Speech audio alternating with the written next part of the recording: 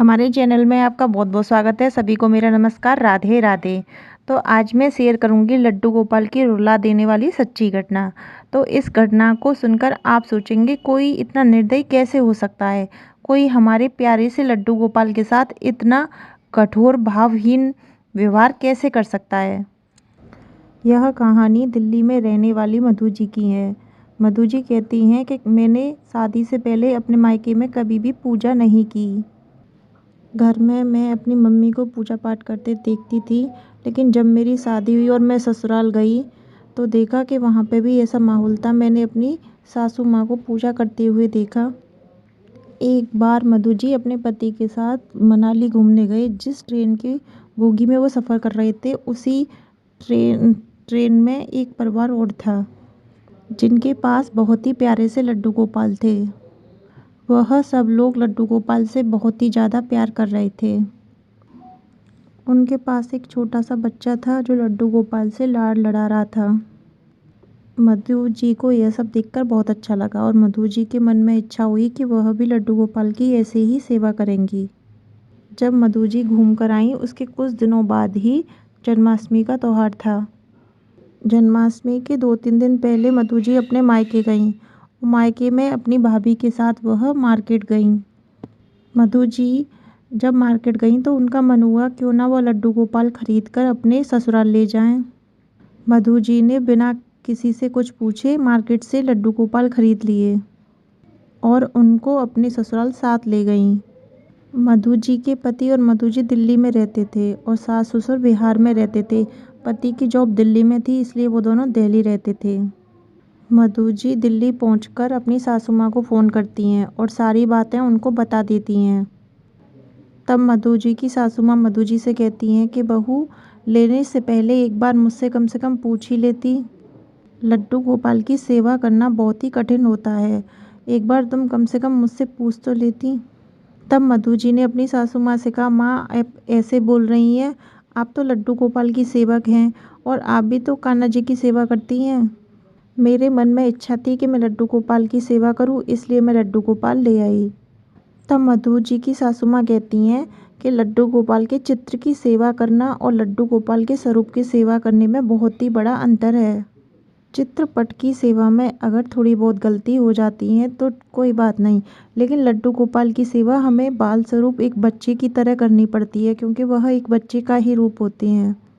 मधु जी अपनी सासू माँ से बोली, मैं यह सब करूँगी, लेकिन मुझे ज़्यादा जानकारी नहीं है, आप मुझे सारी चीज़ें समझा देना। तब मधु जी की सासू माँ मधु जी से कहती हैं, कोई बात नहीं, मैं तुम्हें सारे नियम सिखा दूँगी। 2 दिन बाद जन्माष्टमी का त्यौहार था और मधु जी जन्माष्टमी का त्यौहार बड़े ही धूमधाम से मनाती हैं। मधु जी की सासू माँ ने मधु जी को सारी विधियाँ समझा दी थी कि लड्डू गोपाल की सेवा कैसे करनी है। मधु जी बहुत ही मन से लड्डू गोपाल की सेवा करना शुरू कर देती हैं, परंतु मधु जी के पति को ये सब पसंद नहीं था।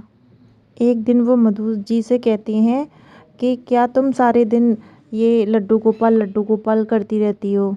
सुबह उठकर लड्डू गोपाल को नहलाना, भोग लगाना और वस्त्र चेंज करना, क्या तुम सारे दिन लड्डू गोपाल में लगी रहती हो? अगर ऐसे ही लड्डू गोपाल में लगी रही तो अपनी लाइफ में आगे कैसे बढ़ोगी? लड्डू गोपाल ले आई हो तो यह सब तो लगा रहेगा। क्या तुम यही सब करके अपना जीवन व्यतीत करना चाहती हो? और भी चीज़ है लाइफ में करने के लिए। ये सब बातें सुनकर मधु जी को भी अच्छा नहीं लगा और धीरे धीरे उनके मन में भी ऐसी बातें आ गईं। मधु जी सोचने लगी कि मेरे पति सही कह रहे हैं, सुबह से शाम तक मुझे लड्डू गोपाल की कितनी सेवा करनी पड़ती है। मैं अगर यही सब करती रही तो बाकी का काम क्या करूँगी? मेरी लाइफ में भी तो कुछ और है, मुझे कुछ और भी करना है। यह सब सोचकर मधु जी ने अपने मायके अपनी भाभी को कॉल किया और भाभी को सारी बात बताई और उनकी भाभी बोली, अच्छा कोई बात नहीं, अगर तुम लड्डू गोपाल की सेवा करना नहीं चाहती तो तुम अपने लड्डू गोपाल को मुझे दे दो। मुझे भी लड्डू गोपाल से बहुत प्यार है, आप मुझे अपने लड्डू गोपाल दे दीजिए। यह सुनकर मधु जी बहुत खुश हो गईं कि उनकी भाभी ने लड्डू गोपाल की जिम्मेदारी खुद ले ली। दूसरे दिन लड्डू गोपाल को अच्छे से पैक कर कर अपने मायके अपने पति के हाथ मधु जी ने भिजवा दिया। पति को कुछ काम था तो वह पैक करे हुए लड्डू गोपाल भाभी के हाथ में देकर वहीं से ऑफिस चले गए। लेकिन उनके आने के बाद मेरे मधु जी के मम्मी पापा बहुत ही गुस्सा हुए और मम्मी पापा लड़ने लगे और भाभी से कहने लगे, किससे पूछकर तूने ये लड्डू गोपाल लिए हैं। तब वह अपने सास ससुर से कहती है कि मधु इनकी सेवा नहीं करना चाहती, इसलिए मैंने लड्डू गोपाल को ले लिया। मैं शुरू से ही लड्डू गोपाल की सेवा करना चाहती थी और मैं लड्डू गोपाल की सेवा कर लूँगी। तब मधु जी की भाभी बोलती हैं कि ना तो मैं मायके में लड्डू गोपाल की सेवा कर पाई, ना ही ससुराल में मुझे ऐसा सौभाग्य प्राप्त हुआ। अब मधु जी ने मुझे ये लड्डू गोपाल दिए हैं तो मैं इनकी सेवा कर लूँगी। तब मधु जी की मम्मी उनकी भाभी से कहती हैं, मेरे यहाँ ये सब नहीं चलेगा, मैं तुम्हें लड्डू गोपाल की सेवा नहीं करने दूंगी। तब मधु की भाभी कहती हैं, माँ आप ऐसा क्यों कह रही हैं, आप भी तो श्री कृष्ण की सेवा करती हैं। लड्डू गोपाल भी तो प्यारे से छोटे से बच्चे हैं, कोई मूर्ति नहीं है। मैं इनकी सेवा करूंगी और बाकी सब काम करूंगी, आपको कुछ भी करने की ज़रूरत नहीं है। तब सासू माँ कहती हैं, नहीं ये सब नहीं चलेगा, कुछ भी करो लेकिन इस मूर्ति को मेरे घर से निकालो। और भाभी से मधु जी की मम्मी कहती हैं कि बहुत अच्छा हुआ, मधु ने सही समय पे सही बात सोच ली। अगर सारे दिन लड्डू गोपाल करती रहती तो दामाद जी से मतभेद हो जाता। इतने में ही उनके पिताजी कहती हैं कि झूठ मूठ का झमेला क्यों लेना, हमारे घर में ये सब नहीं चलेगा, लड्डू गोपाल को यहाँ से कहीं और ले जाओ।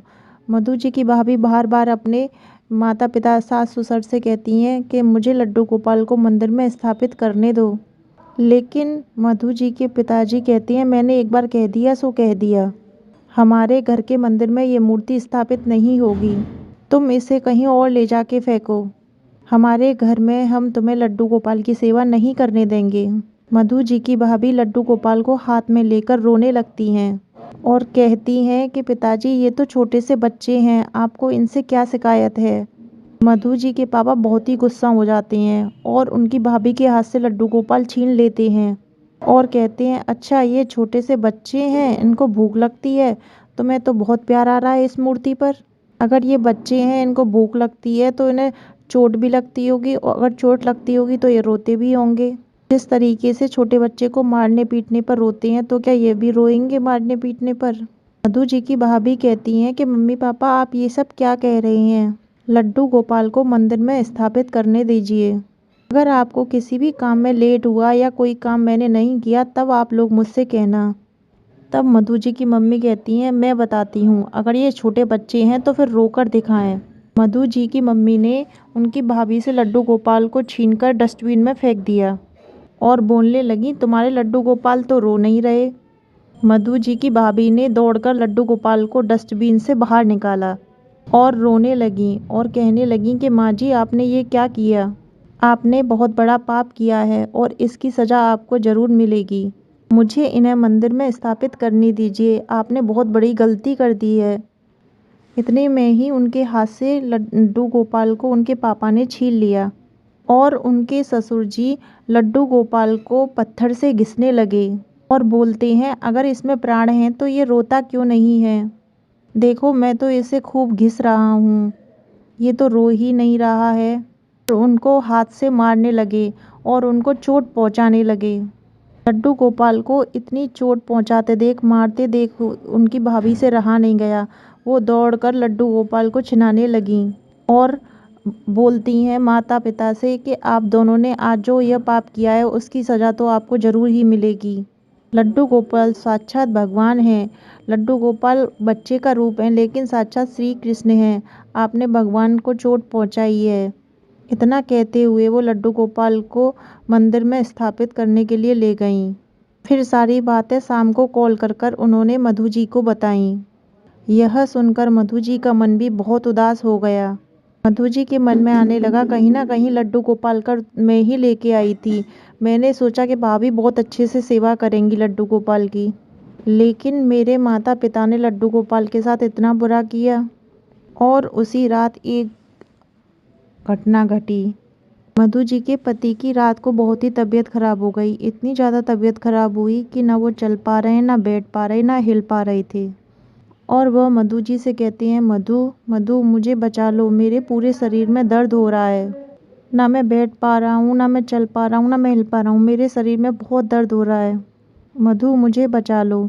मधु जी अपने पड़ोसी को फ़ोन करती हैं। पड़ोसियों के साथ मिलकर उन्हें वो हॉस्पिटल में एडमिट करती हैं और अपने ससुराल बिहार में वो कॉल कर देती हैं। उनकी सास भी वहाँ पहुँच जाती हैं, लेकिन उनके पति के स्वास्थ्य में कोई भी सुधार नहीं आया। 5-7 दिन बीत गए, लेकिन उनके पति के स्वास्थ्य में कोई सुधार नहीं हो रहा था। तभी अचानक से मधु जी की सास कहती हैं कि मधु, हमारे घर पे तो एक लड्डू गोपाल थे, उनका क्या हुआ, वो कहाँ हैं? तुम तो हॉस्पिटल में हो, तो लड्डू गोपाल की सेवा कौन कर रहा है? तुमने लड्डू गोपाल की सेवा किसी को दी है क्या?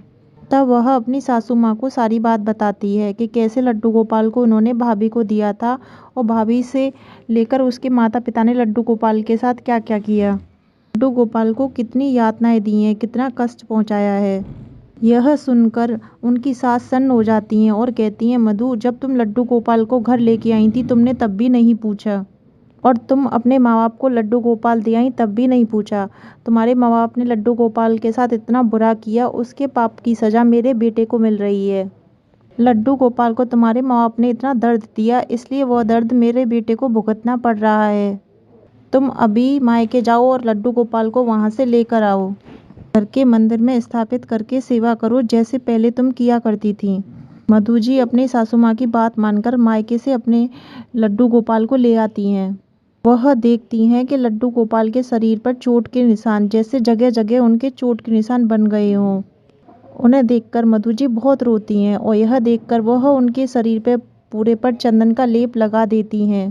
जैसे ही वह चंदन का लेप लगाती हैं तो धीरे धीरे उनका शरीर स्वस्थ होने लगता है। ऐसा लगता है जैसे शरीर से सारे निशान मिटकर लड्डू गोपाल स्वस्थ हो रहे हैं। जैसे जैसे लड्डू गोपाल स्वस्थ हो रहे थे, वैसे वैसे ही उनके पति भी ठीक होने लगे। लड्डू गोपाल की महिमा को सुनकर जैसे हमारा रोम रोम काँप रहा है, वैसे ही यह घटना आपको सुनाने में मुझे बहुत दुख हो रहा है। उस दिन के बाद जब उनके पति घर आ गए तो दोनों मिलकर लड्डू गोपाल की सेवा करने लगे। आपको हमारी ये सत्य घटना कैसी लगी है कमेंट बॉक्स में ज़रूर बताएं, और वीडियो पसंद आए तो लाइक शेयर अवश्य करें। सभी को राधे राधे, जय श्री कृष्णा।